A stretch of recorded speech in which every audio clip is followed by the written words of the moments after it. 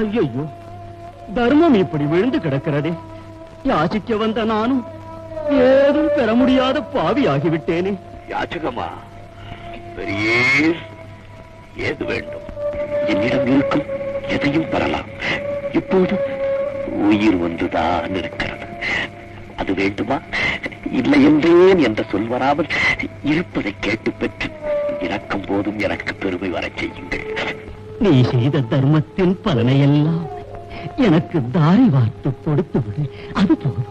ஆஹா, எவ்வளவு சிறந்த சேவைக்கு என்னை ஆளாக்கினீர். பெரிய தர்ம பலன் எனது உயிர், ரத்த பலன் எனது உடல். உடலால் தாரை வார்த்து உயிரை உமக்களிக்கிறேன். நான் செய்த தர்ம பலன்கள் எல்லாம் நீர் பெறுவீர்.